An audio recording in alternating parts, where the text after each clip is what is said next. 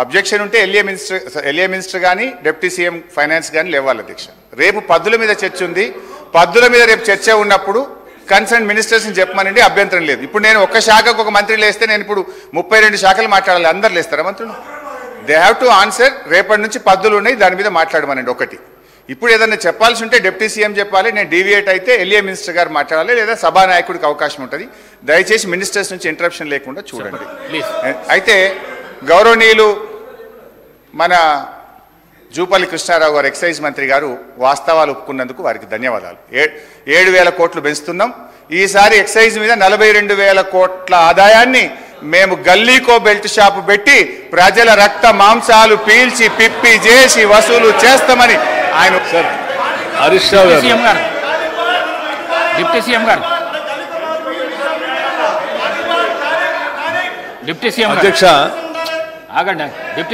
అధ్యక్ష హరీష్ రావు గారు ఇంతకుముందు లెజిస్లేటివ్ అఫైర్స్ మంత్రిగా కూడా చేశారు, ఫైనాన్స్ మినిస్టర్గా కూడా చేశారు.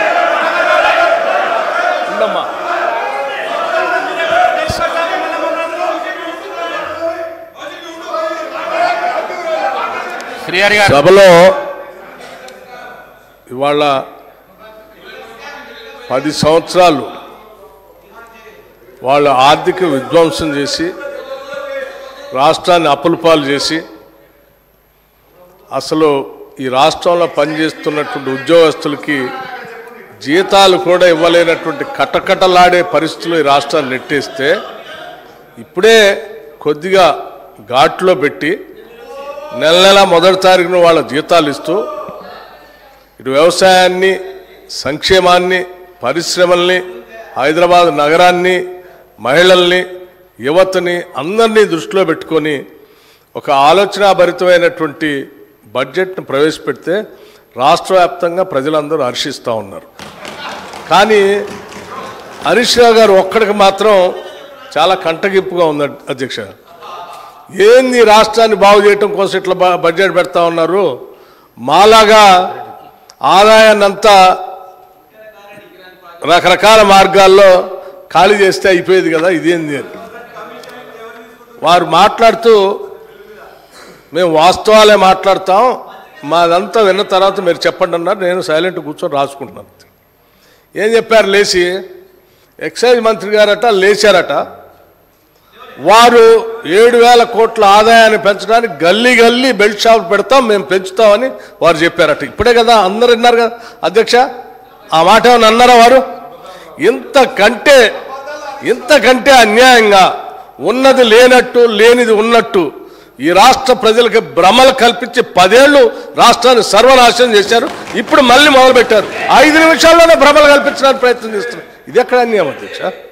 మీరు వాస్తవాలు జాగ్రత్తగా రాష్ట్ర ప్రయోజనాల కోసం క్రిటికల్ ఎనాలిటికల్గా మేము పెట్టిన బడ్జెట్ మీద ఇగో దీన్ని పెట్టారు, ఈ శాఖకి ఇది సరిపోలేదు, ఈ శాఖకి తగ్గించారు, ఈ శాఖ పెంచారు, దీనివల్ల యువతకు నష్టం అవుతుంది, దీనివల్ల 72,000 కోట్లు పెట్టడం వల్ల వ్యవసాయానికి నష్టం జరుగుతుంది, అంత పెట్టకుండా ఉండాల్సి ఉండే, మాలాగా ఏదో 15,000-20,000 కోట్లు పెడితే బాగుండేది, లేకపోతే హైదరాబాద్ నగరానికి 10,000 కోట్లు పెట్టారు, ఎందుకు పెట్టారు అనవసరం, దీన్ని గాలికి వదిలేస్తే మాలా కొద్ది వర్షం రాగానే మొత్తం మురుగునీళ్ళంతా రోడ్డు మీదకి వచ్చి ఇబ్బంది పడేవాళ్ళు, అట్లా చేయాలి. కానీ ఇదంతా ఏందని చెప్తే కొద్దిగా బాగుంది. ఇవన్నీ వదిలేసి ఏదేదో మాట్లాడుతున్నాను. నేను ఇప్పటికి కూడా చెప్తా ఉన్నాం, మీరు చెప్పేదాన్ని ప్రతిదాన్ని వింటా ఉన్నాం.